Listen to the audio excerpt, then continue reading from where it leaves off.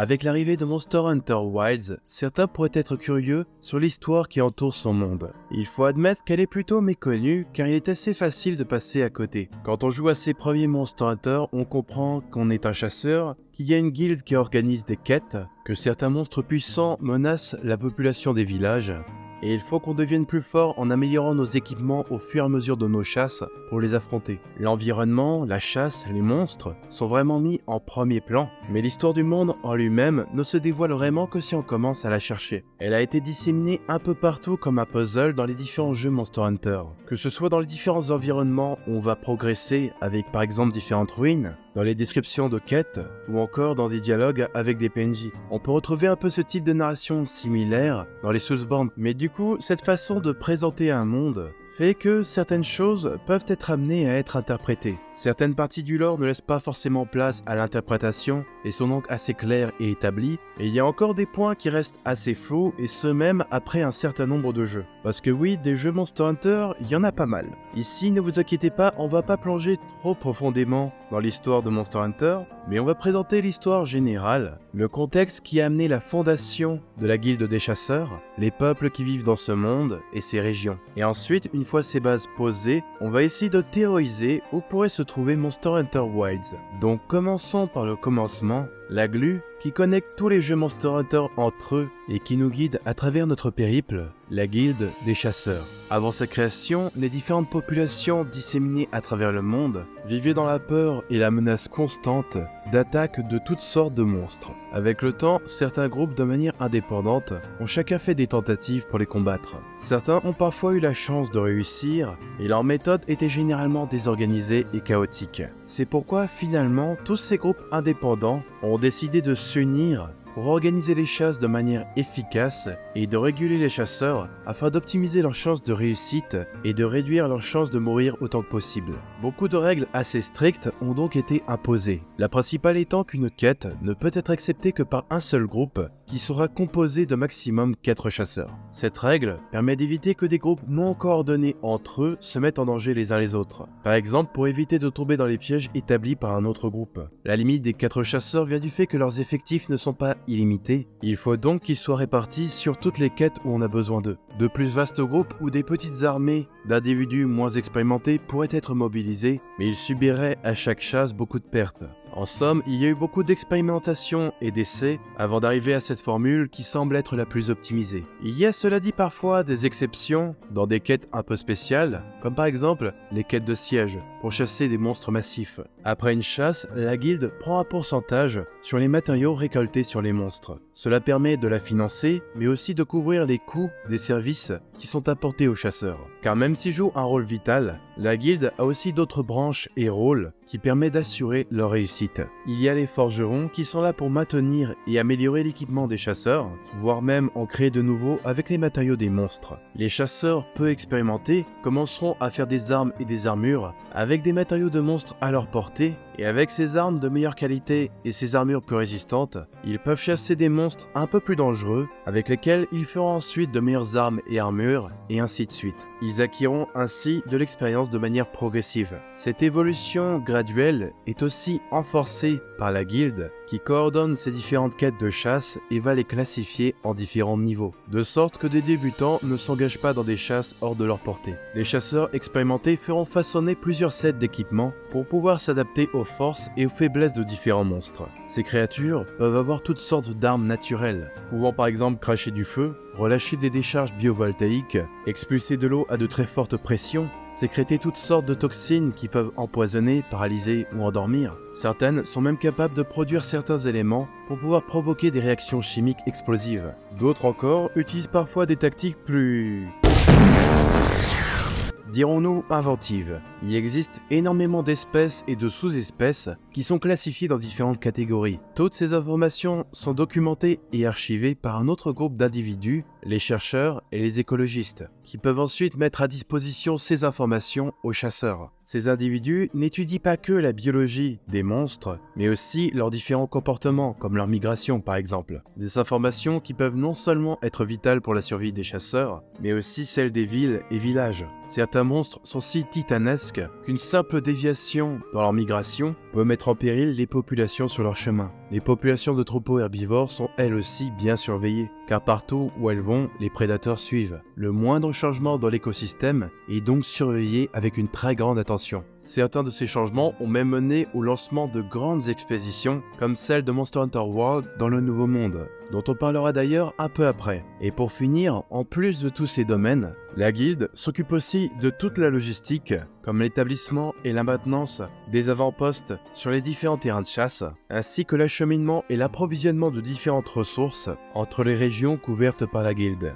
Tous ces éléments rendent vraiment la guilde des chasseurs indispensable pour la survie des différents peuples et races du monde de Monster Hunter. D'ailleurs, en parlant des races, il en existe plusieurs qui ont une intelligence similaire aux humains et certaines sont très impliquées dans le fonctionnement de la guilde. On a déjà, comme on l'a dit, les humains, qui sont la deuxième race la plus avancée technologiquement dans le monde. Ils sont ceux qui ont aussi la plus grande population et sont donc par conséquent majoritaires dans les rangs des chasseurs. Il y a ensuite les Wyverians. Physiquement, ils sont assez similaires aux humains, cependant, ils ont des oreilles pointues qui les font un peu ressembler à des elfes. Ils ne possèdent que 4 doigts et leurs pieds ont des caractéristiques animales ressemblant à des griffes. Ces caractéristiques viendraient du fait que contrairement aux humains qui auraient un ancêtre simien, les Wyverians descendraient des wyvernes. Il arrive d'ailleurs même que certains aient des écailles. Cette ascendance pourrait expliquer que leur vie est extrêmement longue. Certains théorisent même qu'ils pourraient vivre éternellement tant qu'ils ne seraient pas tués. Mais ça ne veut pas pour autant dire qu'ils ont une jeunesse éternelle. Car au fur et à mesure qu'ils vieillissent, ils semblent passer par différents stades physiques. Au début, ils semblent avoir une taille plus ou moins humaine, mais avec l'âge, leur corps va généralement se ratatiner jusqu'à atteindre une taille minuscule qui fait presque penser à un nain. Il y a quelques exceptions comme son immensité, le dirigeant de la ville de Dondorma. De par leurs âges très anciens, les Wyverians sont aussi naturellement la race la plus technologiquement avancée du monde. Ils possèdent un vaste savoir et leur artisanat est tel qu'ils sont sans conteste les meilleurs forgerons du monde. Ce sont d'ailleurs eux qui ont enseigné aux humains la technologie des mécanismes des armes de chasse. De par tout ce qu'ils ont à apporter, ils occupent généralement des positions de haut rang, même s'il peut arriver aussi que certains d'entre eux soient des chasseurs. Il existe aussi différentes cultures de Wyverians, certaines ayant un lien très fort avec l'équilibre de la nature. Il y a ensuite aussi la race des Ligniens, qui sont de petites créatures ressemblant généralement à des félins et qui sont capables de parler. Ils font probablement partie des races les plus sauvages et moins avancées technologiquement, mais certaines sous-espèces comme les félines se sont grandement intégrées à la société humaine et wyverienne. De par leur capacité légèrement plus limitée, ils sont généralement chargés de tâches simples, comme du travail manuel, de la cuisine, du nettoyage, dans l'agriculture ou alors en tant qu'assistants pour des forgerons ou des vendeurs. Mais leur métier le plus dangereux est sans doute celui de palico, des compagnons de chasse pour les chasseurs. Malgré tout cela, les félines ne sont pas vraiment considérés comme inférieurs. Ce sont des compagnons joviales, curieux, très courageux et surtout loyaux. Et pour finir, il y a les Troverians, des individus assez petits et trapus et qui sont connus pour avoir une grande admiration pour la forge des Wyverians. Ils sont connus pour être d'ailleurs de très bons forgerons, mineurs et bâtisseurs. Cela dit, il est assez rare de les voir en dehors de leur terre natale, contrairement aux autres races. Maintenant, attaquons-nous aux différentes régions connues du monde de Monster Hunter. Commençons par la région la plus nouvellement explorée, le Nouveau Monde, qui nous a été introduit avec Monster Hunter World. Le but de cette expédition aura été d'observer la migration du Zora Magdaros, un dragon ancien de la taille d'une montagne. Les dragons anciens sont une classe de monstres où sont rangées toutes sortes de créatures extrêmement puissantes et rares. Ils sont aussi extrêmement intelligents, voire même peut-être plus intelligents que les humains, et certains vivent depuis des milliers d'années, certains étant bien plus anciens que les Wyverians, et sont même capables de changer le climat et le paysage en fonction des espèces. Ils sont même capables de provoquer d'immenses cataclysmes, et donc tout ça fait que ce sont vraiment eux les vrais maîtres du monde de Monster Hunter. Le Nouveau Monde semblait être un endroit chargé d'une énergie assez particulière qui semblait attirer de nombreux dragons anciens vers lui, ce qui était une aubaine pour la guilde pour pouvoir enfin observer leurs différents comportements qui avaient jusqu'ici été restés un grand mystère. Après, est-ce que Monster Hunter Wilds se passerait à cet endroit? Il y a pour moi peu de chance, car à part quelques félines et une communauté de mystérieux wyvériens, il ne semblait pas y avoir de civilisation établie comme on peut le voir dans certains trailers de Wilds. Donc il y a probablement plus de chances que cela se passe dans l'autre partie du monde de Monster Hunter, le Vieux Monde, qui a été beaucoup plus exploré dans les autres jeux avant World. Le gros continent principal qu'on peut voir est là où la guilde est originaire et où elle est majoritairement présente. On peut plus ou moins diviser le continent en environ 7 régions, avec 4 grandes îles autour de lui. Parmi les régions du continent principal, il y a selon moi 2 régions qui pourraient potentiellement être là où pourrait se passer Wilds. Déjà, procédons par élimination avec celles qui pour moi ont le moins de chances de l'être. Il y a déjà la région de Shrad, anciennement le royaume de Shrad, qui était à une époque la puissance majeure du continent, mais qui un jour a subitement été complètement détruit. Dans Monster Hunter World, on s'y rend d'ailleurs brièvement pour affronter un certain adversaire qui pourrait justement être à l'origine de cette fameuse destruction.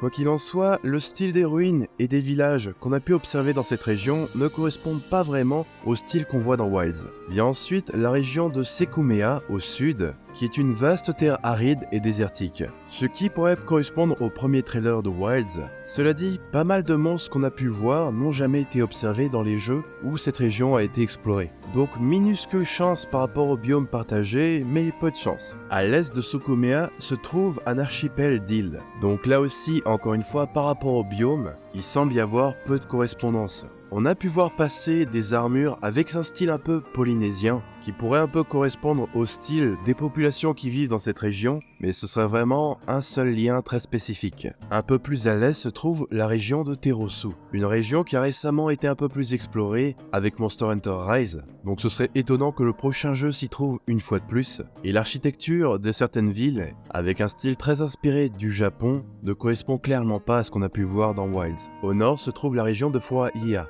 une région assez montagneuse et isolée, et même parfois assez enneigée. Donc encore une fois, par rapport au biome, ça me semble pas vraiment être ça. Donc au final, ça nous laisse les 2 régions centrales, celle de Valhabar et d'Erudé, qui pour moi est la plus grande chance de la localisation de Wilds dans le Vieux Monde en tout cas. Car il y a peut-être aussi une autre chance par rapport aux îles. Valhabar au nord est une région aussi aride et est donc le seul autre désert à part Sekumea. Le style de certains avant-postes pourrait aussi un peu correspondre à ce qu'on a pu voir dans Wilds. Et Erudé au sud est une très grande région volcanique qui est un autre biome qu'on a pu voir dans les trailers de Wilds. C'est là d'ailleurs que se trouve la capitale des Trovérians. D'ailleurs, une des forgeronnes qu'on a pu voir à cet endroit ressemble plus ou moins à une version jeune de la forgeronne qu'on peut voir dans les trailers de Wilds. C'est donc l'endroit qui pourrait correspondre le plus sur le continent, mais il est parfois fait mention d'une expédition dans les trailers, et les chasseurs sont considérés par la population comme des voyageurs et donc potentiellement comme des étrangers. Il y a donc une chance que Wilds se passe potentiellement sur l'une des îles qui entourent le continent. Encore une fois, en procédant par élimination,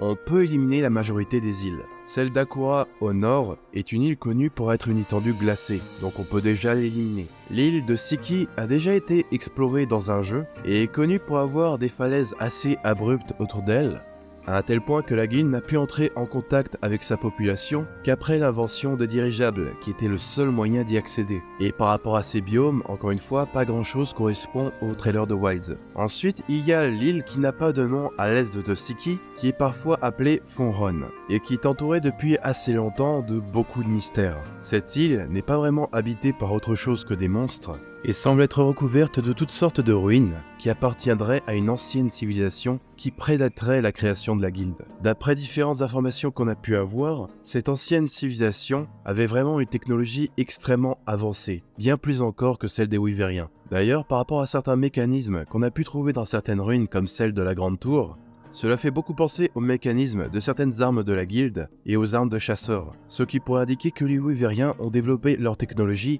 à partir de trouvailles dans ces ruines. On peut d'ailleurs aussi trouver des ruines plus ou moins similaires à celles que l'on trouve sur cette île, sur le reste du continent, ce qui pourrait indiquer que cette civilisation avait régné sur tout le Vieux Monde. La question qu'on peut se poser alors est que si ils étaient si avancés, qu'est-ce qui les a fait disparaître? Eh bien, certaines trouvailles nous indiqueraient que, en plus de leur technologie, ils auraient aussi expérimenté sur les dragons anciens, ce qui les aurait potentiellement menés à une guerre contre ces puissantes créatures, qui se serait conclue par la victoire des dragons anciens qui auraient exterminé cette civilisation. même si, d'après certaines théories, les humains seraient de potentiels descendants de survivants de ce peuple. Et honnêtement, ça pourrait expliquer certains comportements de dragons anciens quand ils voient des humains équipés d'armes de chasseurs. De par leur longévité, ils pourraient encore se souvenir de cette ancienne guerre et l'associeraient avec les chasseurs. Dans la région de Wilds, il semble y avoir des habitants, et comme cette région est inhabitée, il y a peu de chances que ce soit ça aussi. On arrive enfin à la dernière île, celle d'Aya. Une région qui n'a pas encore été explorée, mais on sait qu'elle est peuplée par une population ayant une technologie assez avancée. La guilde des chasseurs n'avait jusqu'ici pas pu entrer en contact avec eux, dû à leurs différences culturelles. Mais si on suppose qu'il y a eu des avancements de ce côté-là, il y a un fort potentiel pour que ce soit ça. Dans Monster Hunter Wilds, il y a beaucoup de monstres qui n'avaient jusqu'ici jamais été vus. Il y a des monstres qu'on a pu voir dans d'anciens opus, notamment surtout des monstres volants et aquatiques, ce qui pourrait être cohérent avec le fait qu'on soit sur une île. Par rapport à cette fameuse technologie un peu plus avancée, on a pu voir la forge éternelle dans le 5e trailer de Monster Hunter Wilds. Donc pour moi, au final, ça se joue entre Aya et les deux régions de Valhabar et d'Erudé. Ou alors, il n'est pas à écarter qu'il pourrait s'agir d'une région qui n'était encore jamais apparue sur aucune carte. C'est aussi une possibilité. D'ailleurs, quand Monster Hunter Wilds sortira,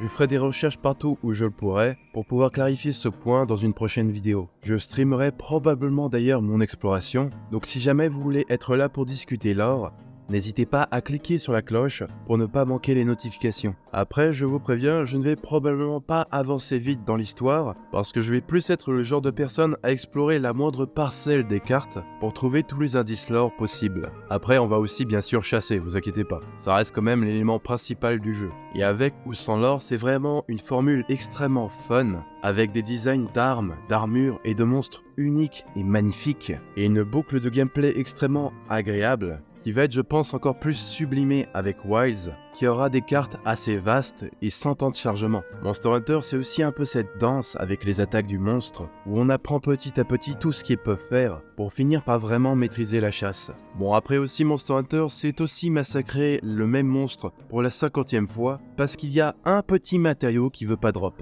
L'écologie et l'équilibre de la nature sont des thèmes assez présents dans Monster Hunter, mais des fois on veut juste finir nos mocassins en ratalos. Sur ce, je vous souhaite bonne chasse, chasseurs, et à la prochaine.